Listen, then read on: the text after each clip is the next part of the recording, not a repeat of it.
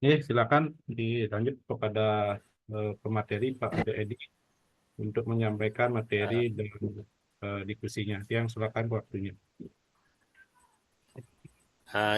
Inggih sama ajaring Pak Samputu yang sudah memberikan kesempatan untuk kami pada hari ini. Kami dari kelompok 5 akan mempresentasikan sebuah makalah. Nah, namun sebelum itu tanpa mengurangi rasa hormat, mohon izin Bapak dosen, Pak Marsono, selaku dosen pengampu, dan teman-teman semua yang ada di kelas B, mari kita awali dulu pertemuan ini dengan mengaturkan panganjali umat. Om Swastiastu. Baiklah, teman-teman dan Pak dosen yang saya hormati, pada kesempatan hari ini kami dari kelompok 5 yang sendiri, Kade Ediana selaku moderator, dan Ibu Desa Ketut Pramasanti pembawa materi, dan rekan Tiang Ida Bagus Priyayoga yang juga akan nanti membawakan materi. Nah, namun sebelum yang lanjut, yang perlu juga menyampaikan bahwa tema pada presentasi kami hari ini yaitu agama Hindu pada masa Ide Danghyang Nirate. Nah, kalau kita berbicara terkait dengan agama Hindu yang kita kenal dan yang kita yakini bahwa perjalanan agama Hindu tidak lepas dari seorang tokoh, yaitu Ide Danghyang Nirate, atau kita kenal di Bali dengan istilah Danghyang Wau Rauh seperti ini. Nah, selanjutnya pemateri pertama yang persilakan untuk Ibu Desa Ketut Pramasanti. Durusang Ibu.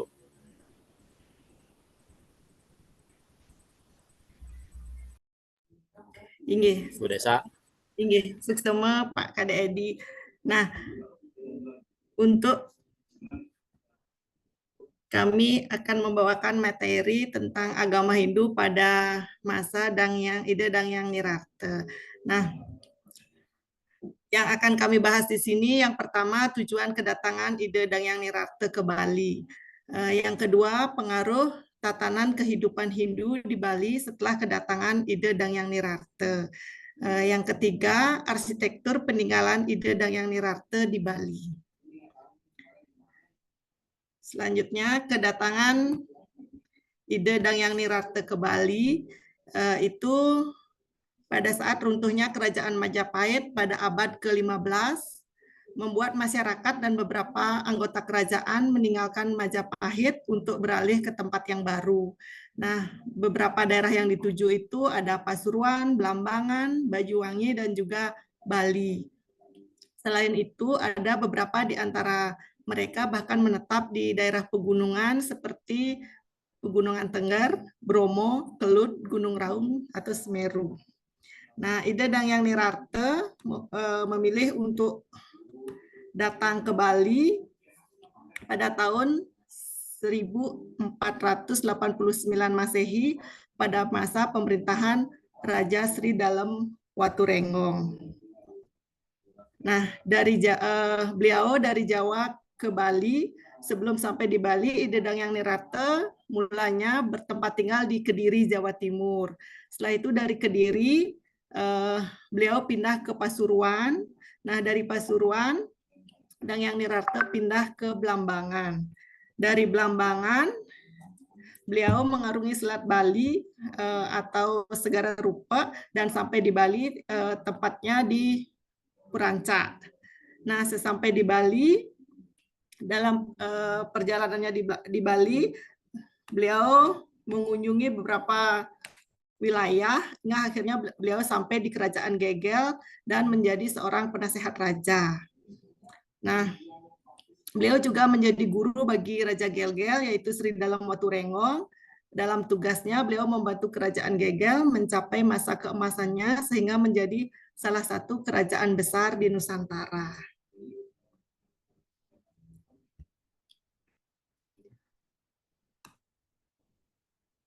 Nah, dalam penyebaran agama Hindu, Dangyang Nirarta berperan dalam memperkenalkan dan menyebarkan agama Hindu di Bali. Sebelum kedatangannya, Bali memiliki tradisi agama dan kepercayaan lokal yang unik.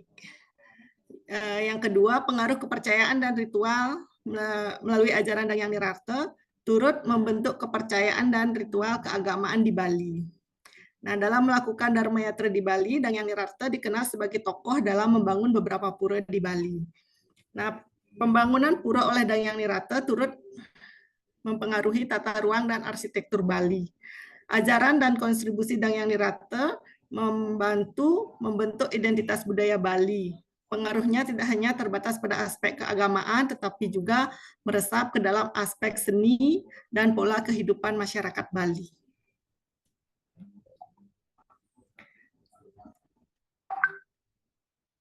Selanjutnya akan dilanjutkan dengan kedatangan Ida Dangyang Nirarta.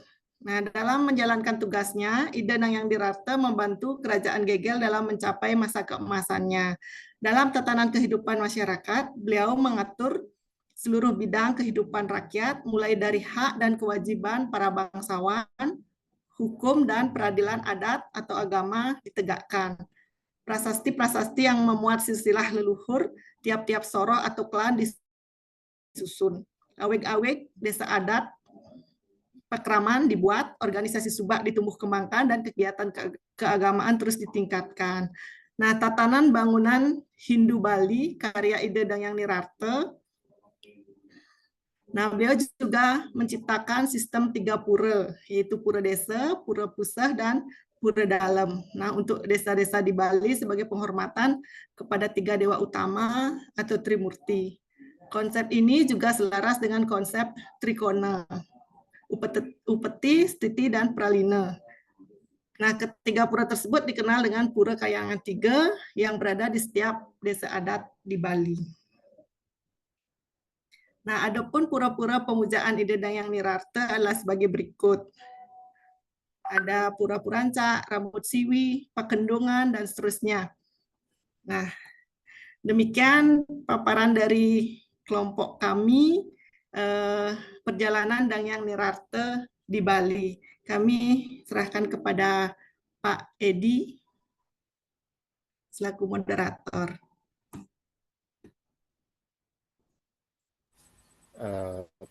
Baik, terima kasih Bu Desa.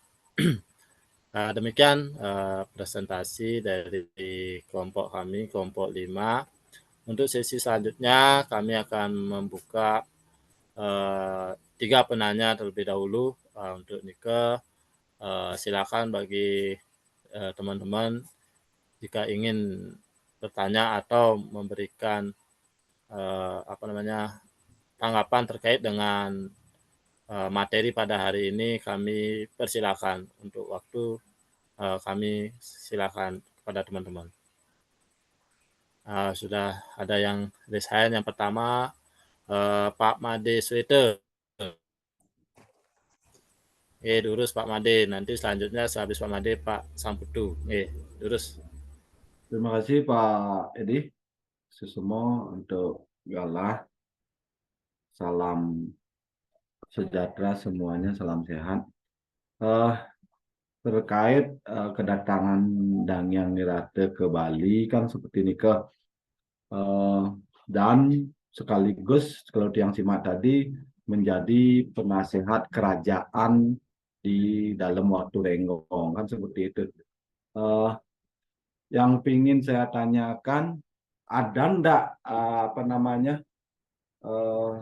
kendala yang dihadapi, mungkin apakah serta-merta ketika Dangyang Nirarta datang sedemikian rupa diterima kerajaan? Biasanya kan pada umumnya kalau sesuatu hal yang baru datang jarang sekali penduduk lokal atau kerajaan lokal mau menerimanya seperti itu. Pasti ada gap-gap atau gesekan-gesekan seperti itu. Ketika Dangyang Nirata kemarin waktu saat itu datang, apakah ada gesekan pula apa diterima begitu saja, bahkan telah menjadi penasehat kerajaan di dalam waktu Renggong seperti ini ke Pak Edi. Sukses galah. Terima kasih Pak Made atas pertanyaannya, sangat bagus sekali. Dapat yang simak tadi bahwa dari pertanyaan Pak Made juga, apakah ada kendala yang dihadapi ketika beliau datang ke Bali. Nah, sehingga beliau sudah barang tentu pasti nanti ada kendala sehingga menjadi seorang penasehat sebuah kerajaan yang begitu besar di Bali pada masa itu. Sukses Pak Made. Selanjutnya Pak Sangputu, lurus Pak Sangputu. Semua Pak Edi selaku moderator kelompok yang sudah menyajikan dari paparan tentang kedatangan yang Nirate ke Bali.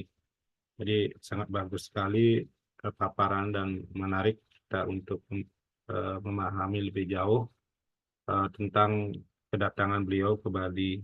Ya, karena ini merupakan salah satu resi yang membawa dampak perubahan di Bali. Mungkin sudah dibahas atau diskusikan bersama kelompoknya Pak Jeledi dan kawan-kawan. Kira-kira adakah sistem atau konsep yang Dangyang Nirate kembangkan atau ciptakan yang menjadi landasan kita semua bagi masyarakat Hindu dari dulu sampai sekarang, sehingga ini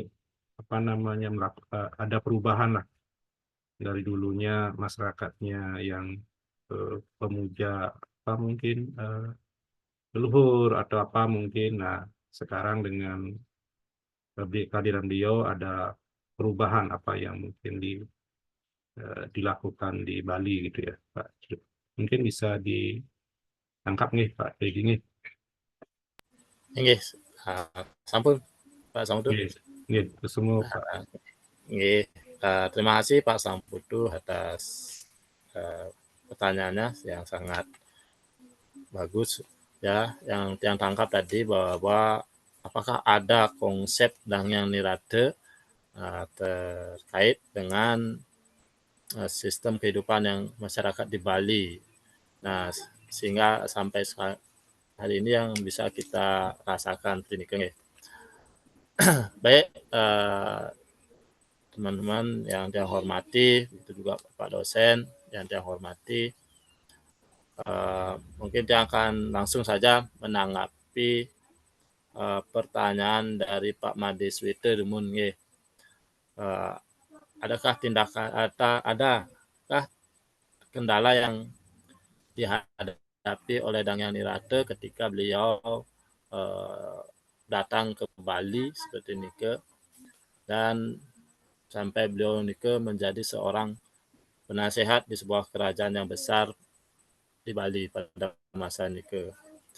Nah, dari pemaparan tadi sudah disampaikan juga bahwa kalau kita berbicara terkait dengan sejarah kedatangan beliau, sudah barang tentu sangat panjang. Nah, di mana pada masanya beliau datang ke Bali pertama, sebelum masuk ke wilayah kerajaan Gelgel, beliau mengalami sebuah kegagalan, di mana kegagalan beliau datang pertama ke Bali ini setelah masuk di wilayah hutan di Bali, beliau mengalami kendala. Salah satunya adalah terkena serangan penyakit seperti ini. Nah, di mana para pengikut beliau yang ikut pada waktu itu sekitar 800 orang mengalami sebuah wabah penyakit ketika sampai di Bali. Nah, tidak sampai di sana juga, di sana beliau juga mengalami serangan-serangan binatang buas, sehingga beliau tidak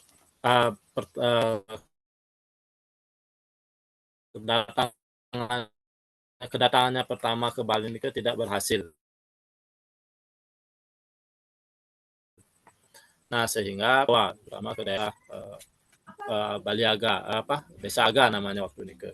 Nah, kedatangan beliau selanjutnya, beliau sebelum ke Bali melaksanakan tapa yoga semadi. Nah, sebelum beliau datang yang kedua kalinya. Nah, kedatangan kedua kalinya juga beliau mengajak pengikutnya atau istilahnya murid kalau kita pada zaman sekarang. Nah, setelah melakukan yoga tapa semadi, beliau mendapatkan sebuah petunjuk dari Desa Hyang Widiwasa bahwa Pulau Bali itu merupakan pulau yang berbeda dibanding dengan Pulau Jawa. Nah, perbedaannya adalah Bali memiliki nilai magis yang sangat tinggi, sehingga beliau datang ke Bali harus melaksanakan sebuah ritual. Nah, sesampainya beliau datang di Bali, sesuai dengan petunjuknya itu, beliau melaksanakan sebuah upacara atau ritual, di mana dalam ritual itu beliau sesuai dengan pewisnya harus menanam sebuah pancadatu, di mana pancadatu itu yang sudah kita ketahui terdiri dari emas, tembaga, perak, perunggu, dan besi. Nah, kedatangannya beliau yang kedua berhasil dan menetap di beberapa wilayah di Bali seperti ini ke. Nah, ini ke perjalanan kedua beliau, sehingga beliau mulai melaksanakan menata Pulau Bali dengan para pengikutnya waktu itu. Nah, selanjutnya setelah beliau berhasil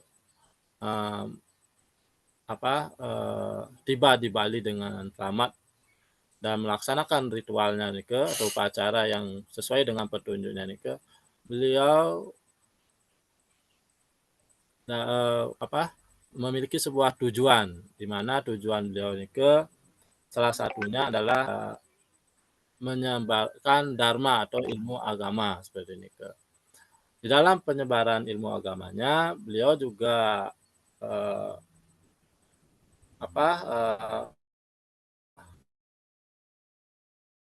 tidak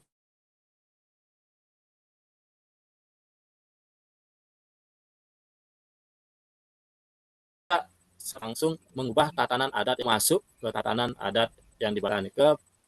Beliau juga menyatukan beberapa aliran-aliran yang ada di Bali pada waktu ini, di mana pada masa itu orang Bali atau masyarakat Bali mengenal ada istilah pemujaan, ada memuja Dewa Wisnu, ada memuja Dewa Brahma, ada memuja Dewa Siwa, dan lain sebagainya.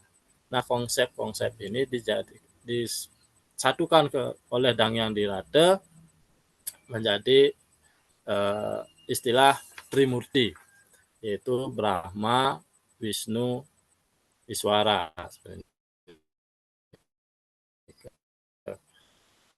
Sehingga tidak ada lagi memecah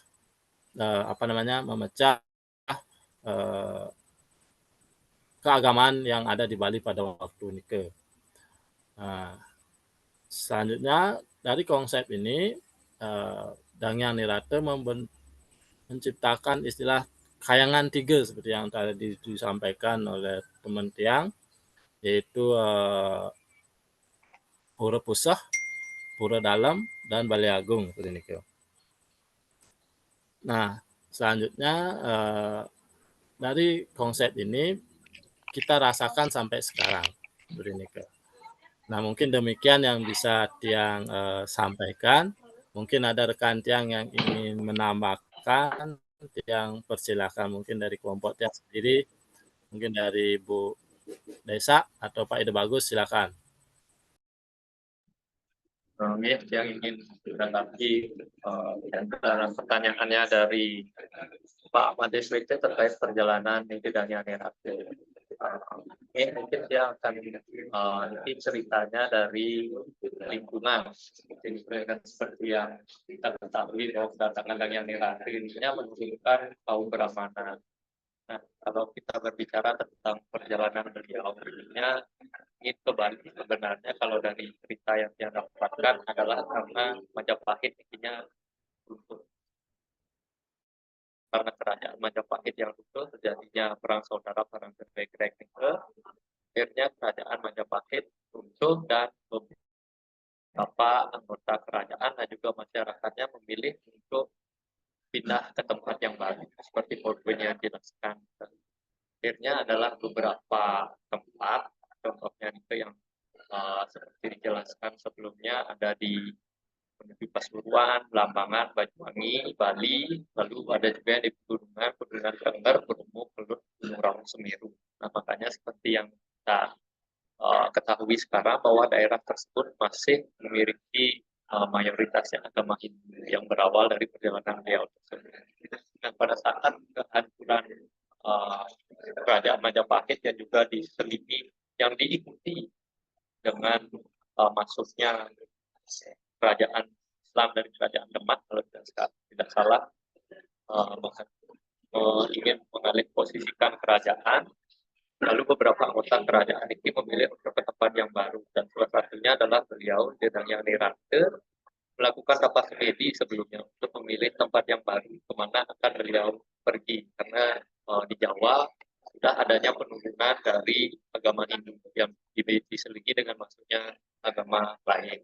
Lalu setelah mendapatkan wangsit dari desa yang dewasa, akhirnya beliau diminta untuk menuju timur. Nah, dengan menuju timur tersebut, beliau akhirnya datanglah ke Deke, kalau tidak salah di Kediri, di Jawa Timur. Sampainya beliau di sana, akhirnya beliau mendirikan, kalau tidak salah itu seperti perguruan. Nah, di sanalah beliau punya menyebarkan agama Hindu, karena sehingga menjadi lebih luas di posisi itu. Nah, itu dilanjutkan kembali perjalanannya beliau di Pasuruan. Nah, Pasuruan itu beliau sampai di Belambangan. Nah, dari di Jawa Timur ini di Deke, beliau dulunya memiliki seorang istri. Nah, itu dari yang namanya Diah Komala, yaitu adalah putri dari Danyang Penawaran yang berasal dari Deke. Itu melahirkan dua orang putra, yang pertama Ayu Baur dan Ide Peluang. Nah, Ide Peluang ini adalah yang melahirkan Brahmana Kemrung di Bali. Lanjut, beliau lanjut di Pasuruan. Nah, beliau mengambil istri kembali, yaitu dari namanya dia Sangawati di Pasuruan. Yaitu beliau ininya masih saudara dari Danyang Nirate. Beliau ininya melahirkan 4 putra, yaitu Wayakan Lor, Ide Biatan, Ide Peluang, dan Ide Len. Nah, ini dari keempatnya ini salah satunya melahirkan dari yang sekarang kita kenal dengan Brahmana Manuabe. Setelah itu beliau berjalan kembali ke Belambangan. Di sini beliau kembali mengambil seorang istri. Nah, di sini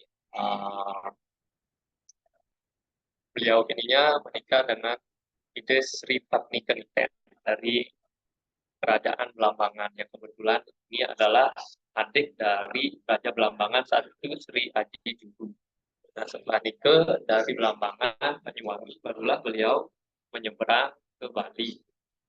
Kalau kita kaitkan dengan cerita pertanyaannya Pak Dewa, apakah Pak Mandi, apakah ada kesulitan dalam perjalanan beliau menuju timur saja sudah terjadi beberapa kendala untuk meneruskan perjalanan. Contohnya itu adalah di mana di kerajaan Deke, dia punya menetap lama di sana, sehingga beliau awalnya dibilang dari Kediri, Jawa Timur, itu beliau mendirikan perguruan dan lain sebagainya untuk menyelesaikan masalah yang ada di Demak.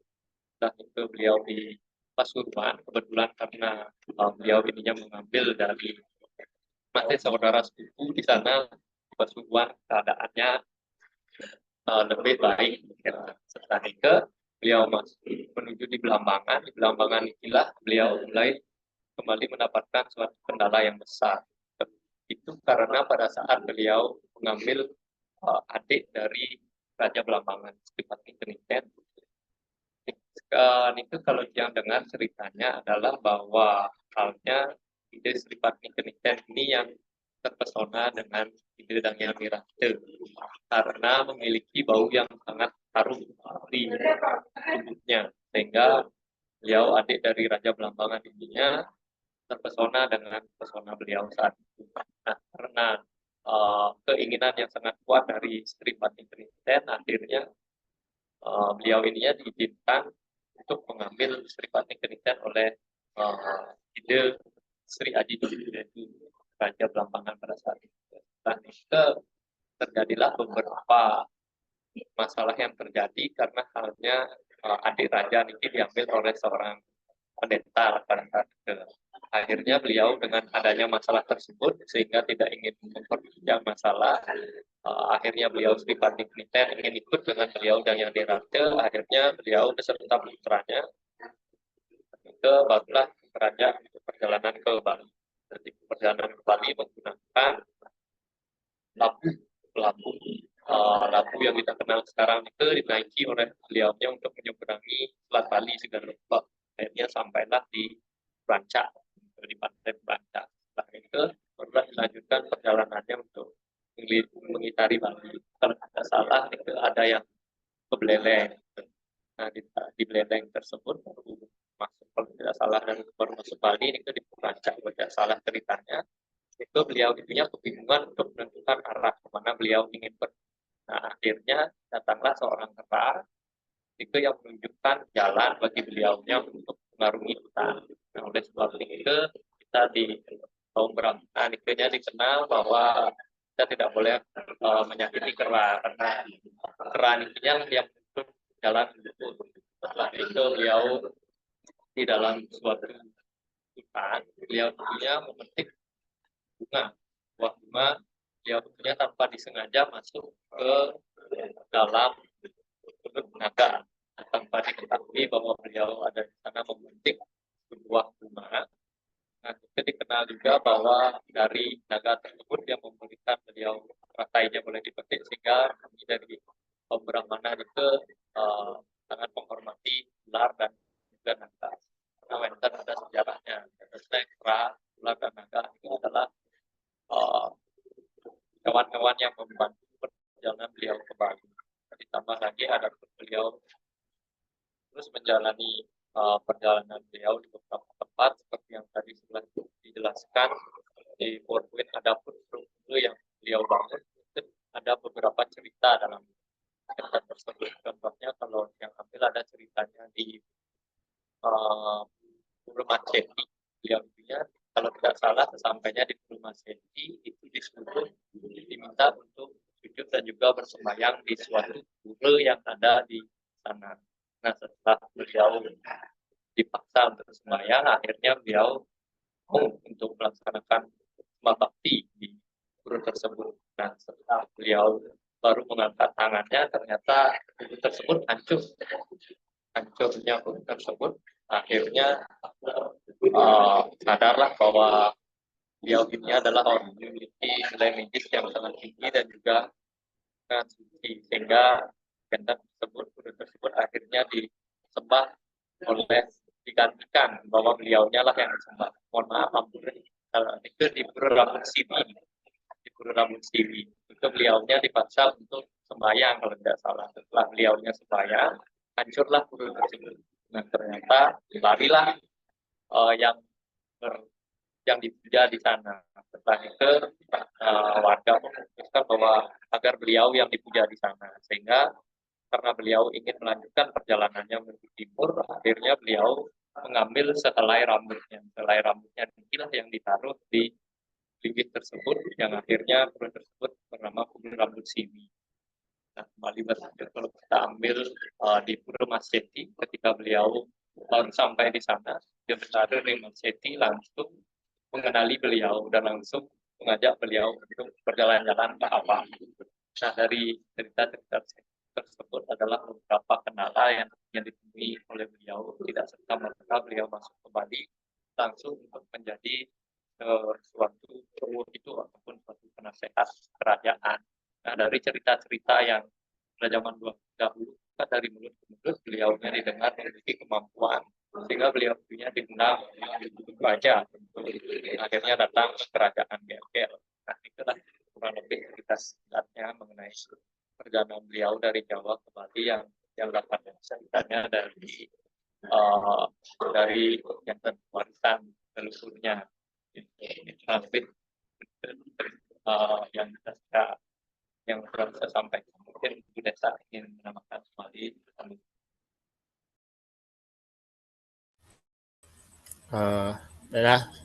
Terima kasih Pak Ida Bagus.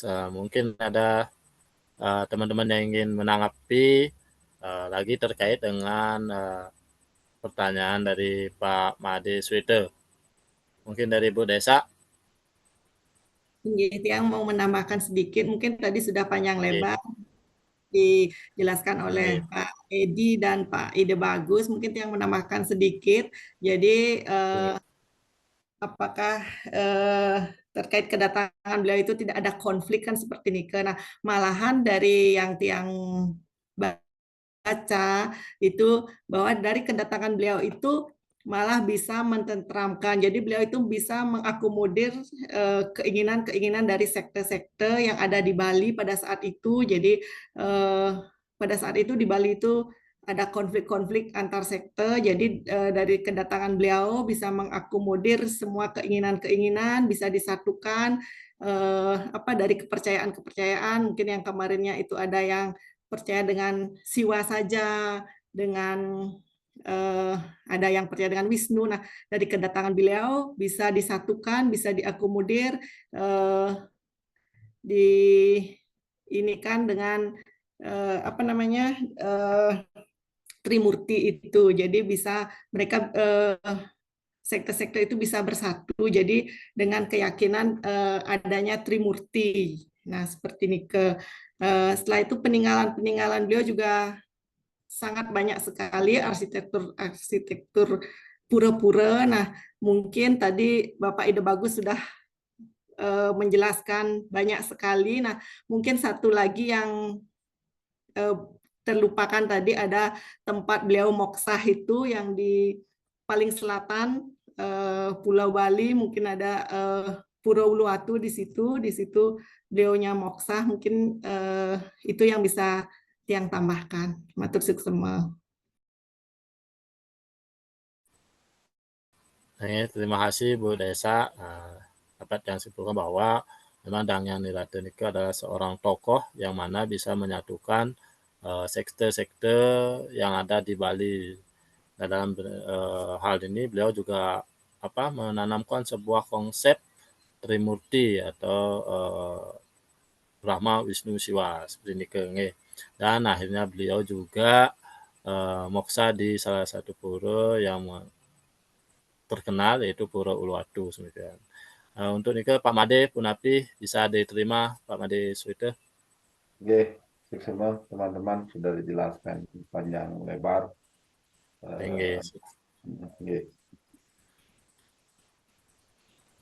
Semua Pak Made. Nah, untuk selanjutnya pertanyaan dari Pak Samputu tadi, adakah konsep Dangyan Nirade yang beliau ciptakan di Bali sehingga konsep itu bisa kita rasakan sampai saat ini? Nah, mungkin tadi juga sudah dijelaskan baik itu dari Bu Desa maupun Pak Ide Bagus bahwa Dangyan Nirade datang ke Bali meninggalkan jejak atau meninggalkan sebuah konsep yang mana kita selaku umat Hindu Bali masih melaksanakan atau menggunakannya. Salah satunya adalah konsep Trimurti itu tadi.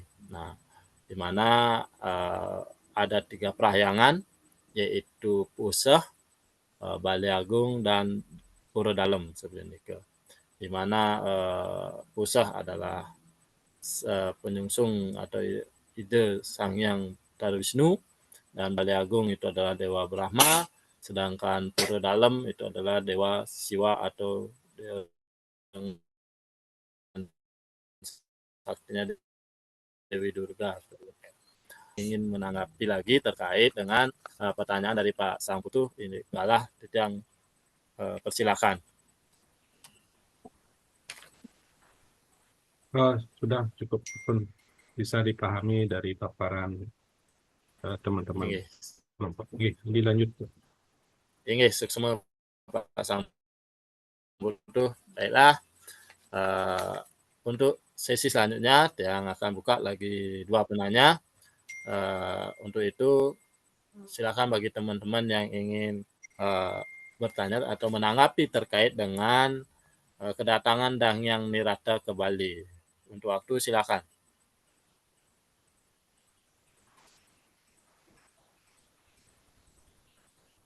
Ada yang ingin bertanya terkait dengan kedatangan Dang Hyang Nirata ke Bali? Yang buka lagi 2 penanya. Silakan Bapak Ibu.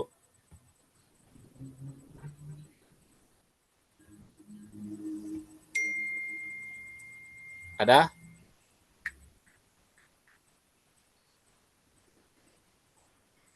Bagaimana Pak Ibu? Adakah yang perlu kita diskusikan lagi terkait dengan kedatangan Dang Hyang Nirata atau ide Dang Hyang Sakti Wawurauh ke Bali?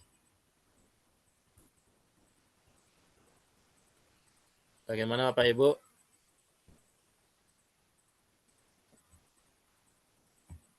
Ada yang ingin bertanya atau menanggapi terkait dengan pemaparan materi kami?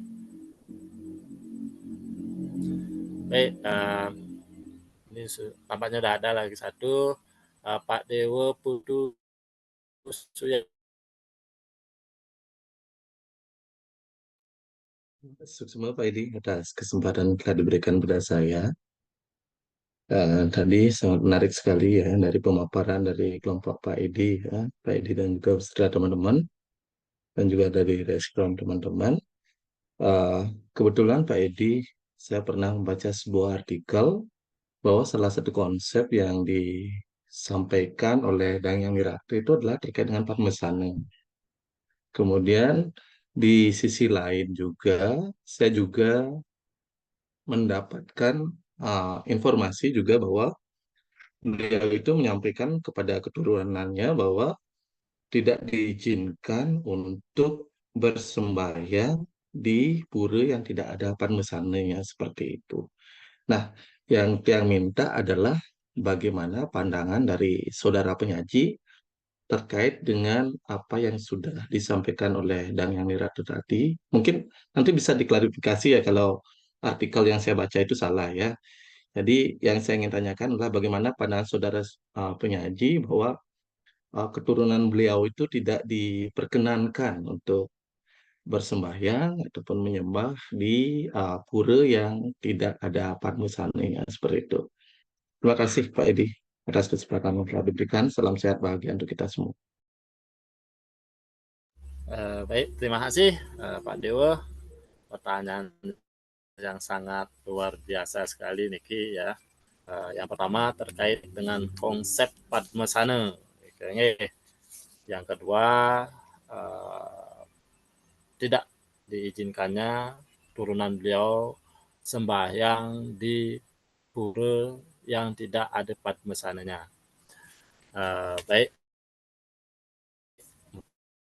mungkin yang akan menanggapi secara langsung terkait dengan pertanyaan Pak Dewa tadi. Kalau terkait dengan konsep Padmasana ya, yang telah kita ketahui bahwa di mana Padmasana itu adalah berasal dari kata Padma dan Sana, di mana itu Padma adalah sebuah tempat dan Sana itu adalah duduk Nah, seperti ini ya. Bahwa Padmasana itu adalah tempat atau istilah Balinya melinggih ide Sang Hyang Widiwasa. Di mana kalau kita sembahyang, kita misalnya di salah satu pura, kita sembahyang di Padmasana seperti ini, kita akan menurunkan manifestasi beliau di Padmasana. Nah, terkait dengan konsep Padmasana yang beliau ciptakan, buat adalah di mana Padmasana ini merupakan tempat kita, istilah kalau Balinya ngayeng gitu, seperti ini. Jadi Padmasana ini dibuat sesuai dengan dresta atau dresta atau keyakinan menurut agama Hindu yang berada di Bali Selatan, terutama pendatang bukan daripada Bali kuno seperti ini. Karena kalau menurut konsep Bali kuno, salah satunya adalah di desa yang sendiri memang tidak ada Padmasana, di mana bahwa kita memuja ide Sang Hyang Widiwasa atau manifestasi beliau dalam bentuk surya, ide Betara Surya. Di sana ada sebuah pelinggih atau gedong yang sudah kita yakini beliau berstana di sana. Jadi konsep Padmasana yang ada di Bali Mulo ini tidak harus ada di pura itu. Baik itu Padmasananya, Meru dan lain sebagainya. Tetapi di sini menggunakan hanya gedong gitu. Nah, terus yang kedua, benar atau tidak ini ya terkait dengan keturunan beliau tidak diizinkan sembahyang di pura tanpa Padmasana seperti ini. Nah, terkait dengan rasanya bagi tiang pribadi, kalau pandangan tiang mungkin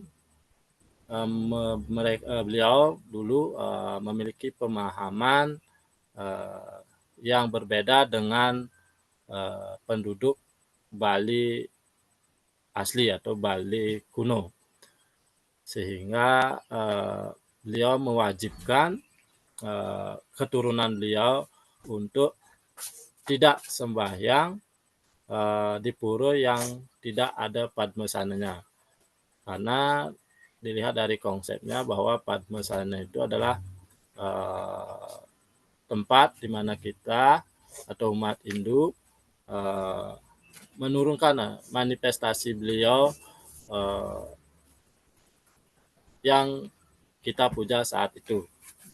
Salah satu contohnya misalnya kita di sekolah, di mana di sekolah itu pasti ada Padmasana, di mana di saat perayaan Haji Sang Hyang Haji Saraswati, melalui Padmasana lah kita ngayeng agar beliau hadir di saat upacara tersebut seperti ini. Nah, demikian yang mungkin bisa Tiang tanggapi. Mungkin dari teman-teman yang lain ada yang ingin menanggapi terkait dengan pertanyaan Pak Dewo tadi, silakan. Mungkin dari Bu Wina. Bu Wina, durus Bu Wina. Inggih suksomo Pak Edi. Sebenarnya Tiang di sini mau bertanya Pak Edi.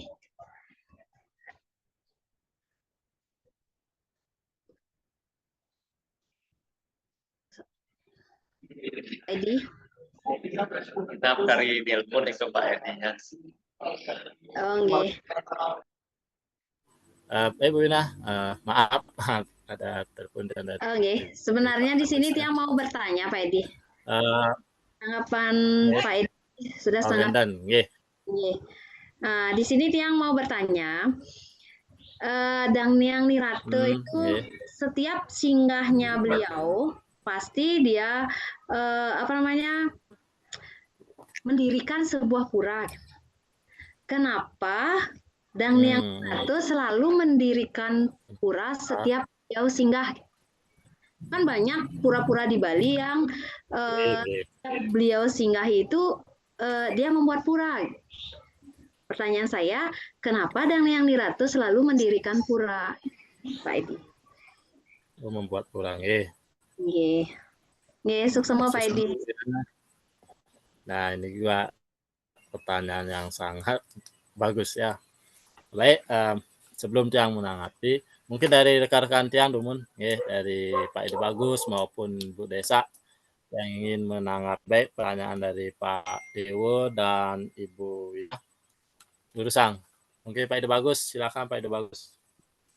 Oke, terima kasih untuk waktu dan kesempatannya. Mungkin yang sambut dari nyatanya Pak Edi tentang pertanyaan dari Pak Dewo Suyani. Sebenarnya kalau kita balik ke cerita yang lalu mengenai perjalanan beliau dan yang Irate, sebelum beliau dan yang Irate datang ke Bali, sudah ada beberapa resi suci yang datang ke Bali. Salah satunya adalah Resi Markandeya pada saat itu. Nah, Resi Markandeya ininya datang ke Bali dengan Dharma Yatra, dengan istilah Dharma Yatra ingin menyebarkan agama ininya ke Bali. Nah, pada saat itu beliau merasakan bahwa ada keunikan yang terjadi di tradisi dan juga ada Bali pada saat itu. Sepertinya yang sekarang ini kita kenal dengan Bali Age, yaitu mungkin contohnya di tempatnya Pak Itiana. Nah, itu memang yang tidak ada parmesan pada saat itu, pada saat kedatangan beliau Resi Markandeya. Nah, juga ditambah pada saat itu warga Bali atau masyarakat Bali ini memuja leluhur. Dengan adanya hal tersebut, beliau Resi Markandeya ininya memiliki suatu konsep. Nah, konsep yang beliau bangun ini adalah Trimurti, yaitu Brahma, Wisnu, Siwa. Pada saat itunya dikaitkan dengan pertanyaan yang lalu, itu memang di Bali terdapat banyak sekali sekte atau pemuja-pemuja. Jadi ada yang memuja Wisnu, ada yang memuja Brahma, ada juga yang memuja Siwa, lalu ada juga yang pemuja Tantrayana, lalu juga ada beberapa aliran-aliran, contohnya mungkin aliran Buddha, lalu ada aliran Dalam. Kalau tidak salah waktu itu beliau mengumpulkan Resi Markandeya mengumpulkan sekte-sekte tersebut yang kebetulan itu dikumpulkannya di Gurun Kental Bumi yang ada di Kelungkung. Nah, kebetulan Gurun Kental Bumi tersebut adalah guru yang sudah ada pada saat beliau datang di tadi. Nah, dikumpulkan oleh beliau, akhirnya semuanya sepakat untuk menjadikan Brahma, Wisnu, Siwa sebagai wakil dari sekte-sekte ataupun aliran yang ada di Bali, sehingga mewakili. Akhirnya beliau pun mendirikan yang kita kenal dengan sekarang Rom 3 kalau tidak salah, yaitu pemuja Brahma, Wisnu, Siwa. Nah, dari hal tersebutlah kita sekarang ini mengenal dengan adanya yang Rom 3. Lalu dikaitkan dengan kembali perjalanan beliau dari Irate datang ke Bali, beliau ini memiliki suatu pengalamannya yaitu adalah bagaimana kerajaan luar itu sudah masuk ke Majapahit pada saat pertanyaan tersebut. Sehingga dengan peninggalan beliau Resi Markandeya pada saat itunya telah membangun Rom 3, beliau ini memiliki konsep kembali bahwa ingin membangun parmesan. Jadi kenapa tujuan parmesan intinya dibangun? Karena beliau mengkhawatirkan bahwa tradisi adat Bali intinya yang masih menyembah leluhur. Jadi dua tingkat pada saat itunya, dari kita menyembah leluhur, setelah itunya doa kita dari leluhur barulah diandalkan kepada Sang Yang Widi Wasta. Nah, pada saat itu beliau yang sudah memiliki pengalaman di Jawa, pada saat itu kerajaan Demak yang sudah masuk, memang kan pada saat itu memang alirannya dan juga memang sudah tertulis di kitabnya bahwa hanya menyembah satu, yaitu Tuhannya langsung. Oleh hal tersebut, beliau memiliki konsep bahwa ingin membangun suatu pelinggih yang dimana nanti agama Hindu Bali, khususnya Hindu Bali ininya memiliki langsung penyembah kepada Tuhan, yaitu diwakilkan dengan bangunan parmesan. Sehingga bangunan parmesan ini dibangun akhirnya bahwa kita agama Hindu Bali, kalau bahasa Balinya ini nampinya, gitu. Nampinya itu bahwa kita menyembah Tuhan yang satu juga, yang seperti kalau misalnya sering kita dengar tapi istilahnya mungkin Pak Edi yang tahu Tuhan adalah satu dalam sastranya itu. Jadinya kalau ditanya dari agama lain, apakah Hindu artinya menyembah banyak dewa dan lain sebagainya. Itulah yang beliau pikirkan dan yang Nirate pada saat kedatangan beliau di Bali. Dia membangun Padmasana ingin tersebut bahwa akhirnya memang agama Hindu Bali ini menyembah Tuhan yang juga dimanifestasikan menjadi percikan-percikan kecil dari Atma. Lalu beliau ini yang manifestasikan diri sebagai para dewa yang terkenal dengan Dewa Namasanga tersebut. Oleh karena tersebut bahwa Tuhan itu memang satu, jadilah suatu pelinggih Bali yang kita kenal dengan Padmasana sampai saat ini. Lalu kita dilanjutkan kembali dengan pernyataannya Pak Dewu Suyatnya tentang apakah kaum Brahmana itu tidak boleh yang menyembah yang tidak ada Padmasananya. Sebenarnya kalau saya sendiri Nike memang pernah mendengar, tapi Nike kalau tidak salah untuk sedikit Ratu Ferande. Jadi kalau di Ratu Ferande Nike tidak boleh sembahyang di pura yang tidak ada Padmasananya. Nah, kalau untuk yang masih welakir ya bahasanya tidak ada untuk jadi suligih, kalau secara saya pribadi dan keluarga tidak masalah bayangnya di mana yang tidak ada Padmasananya, karena seperti waktu kedatangan beliau ini ada di Pura Sakenan. Pura Sakenan itu beliau datang ke Pura Sakenan, pura tersebut sudah ada, jadi bukan beliaunya yang membangun. Dan pada saat itu pelinggihnya hanya satu. Nah, pelinggihnya hanya satu yang kita sekarang lihat sebagai ini. Pelinggihnya besar hanya satu. Dan itu kalau dibilang Padmasana itu juga ada peninggalan leluhurnya, kalau tidak salah beliau yang melinggih punya prasasti batu kalau tidak salah, baru kalau tidak salah kemarin beliau kesucian ke Tambak Siring itu 10 tahun sekali beliau kesucian di Sesunaring Sakenan. Nah itu kalau dari tiang sendiri biasa nih untuk kurang sembah bakti di pura tersebut.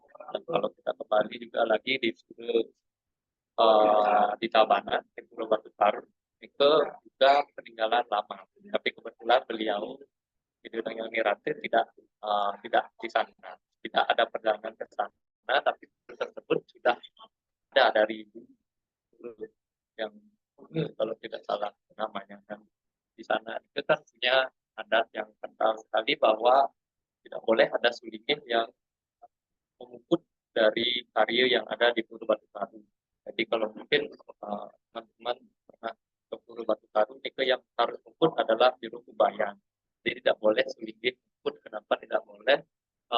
Itu akan bingung setelah misalnya akan muput menggunakan mantra. Jadi ketika sudah beberapa kali menurut cerita masyarakat setempat itu kebetulan yang pernah ke sana, diceritakan bahwa ada suligih yang ingin cara mantra kalau tidak salah ingin muput karya tersebut, ternyata setelah beliau ingin mengucapkan mantranya lupa atau hilang, bingung. Jadi memang ada beberapa adat seperti itu. Dan kalau untuk saya sendiri tidak masalah untuk berada di, maksudnya menyembah ataupun mengatur sembah bakti di tempat yang tidak ada Padmasananya. Mungkin kalau yang bisa koneksikan atau mungkin bisa dia padukan dengan cerita yang ada, mungkin adalah maksudnya karena kan kalau kita sekarang menyembah leluhur pada saat waktu itu kita memiliki leluhurnya masing-masing karena banyaknya adanya sekte dan juga aliran. Nah kalau kita kalau misalnya mungkin dari Brahmana menyembah yang tanpa adanya Padmasana, artinya kan leluhur yang klan yang lain mungkin itu yang bisa tiang tanggung. Tapi kalau untuk tiang pribadi, tiang sendiri tidak masalah untuk dimanapun yang lumayan untuk acara sembah bakti tempat yang tidak ada Padmasananya. Kebetulan juga di Pura Batu Taru itu ada yang namanya Pura Dalam Kayangan.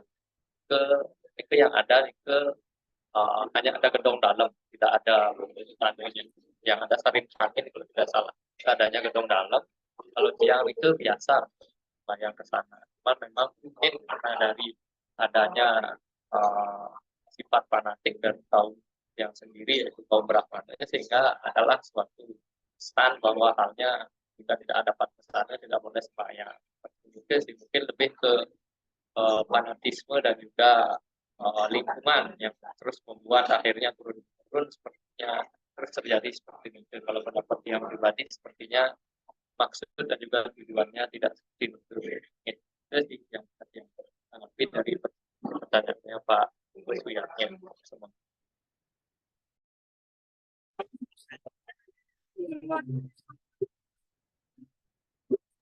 Baik, terima kasih Pak Ida Bagus atas jawabannya tadi terkait dengan pertanyaan baik itu dari Pak Dewa dan Ibu Wina juga sudah dijawab tadi oleh Pak Ida Bagus. Jadi bahwa konsep daripada Padmasana itu adalah tujuannya adalah untuk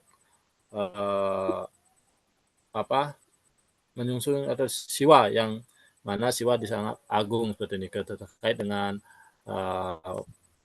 bagaimana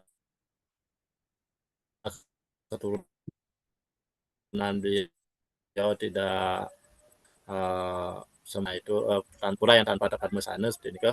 Nah itu adalah sebuah mungkin dahulu dianggap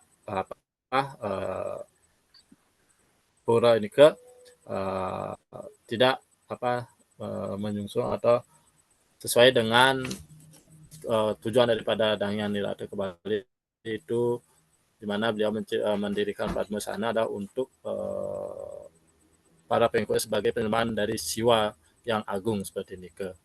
Nah terkait dengan pertanyaan Bu Wina juga bahwa tadi kenapa beliau mendirikan pura-pura setiap daerah yang beliau kunjungi. Nah ini tujuannya adalah untuk menghormati perjalanan beliau sendiri, sehingga beliau generasi selanjutnya di mana beliau mendirikan sebuah pura seperti ini. Nah demikian dari yang mungkin ada tanggapan dari teman-teman yang lain terkait dengan dua penanya tadi. Oke, mungkin Pak Made, silakan Pak Made. Terus Pak Made Sweta. Oke, semua untuk Galah, tadi mungkin menanggapi pertanyaan Bu Wina tadi, kenapa di setiap perjalanan beliau Dangyan Nirata itu selalu didirikan pura. Sebenarnya bukan Dangyan Nirata yang mendirikan, tapi pengikutnya atau kita seperti itu. Seperti yang sudah dijelaskan tadi, bahwa tujuannya adalah menghormati, kemudian mengingat, mengenang, gitu kan, jasa-jasa beliau sebagai penyebar ajaran suci kita seperti itu, menyebar agama Hindu terutama itu seperti tadi juga dijelaskan untuk mengingat atau memberi tanda bahwa pernah ada jejak penyebaran agama suci kepada penerus kita seperti itu. Kalau tidak mereka mendirikan, para pengikut beliau tidak mendirikan, mungkin kita tidak tahu jejak suci mana yang sudah dilalui beliau, bahkan ketika beliau moksa di Uluwatu seperti itu. Makanya itu penting bagi kita, ya yang terpenting itu adalah untuk menghormati seperti itu. Mungkin itu tambahan Tiang. Sekali lagi tekanannya pada bukan beliau yang mendirikan, tapi pengikut-pengikut beliau untuk mengingat, menghormati seperti itu. Mungkin Nika, terima kasih.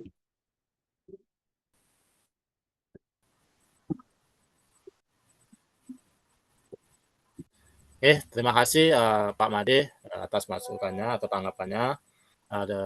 Dapat yang tadi di mana kenapa ada pura di setiap daerah yang beliau kunjungi. Nah ini adalah rasa hormat para pengikut beliau terkait dengan jejak beliau.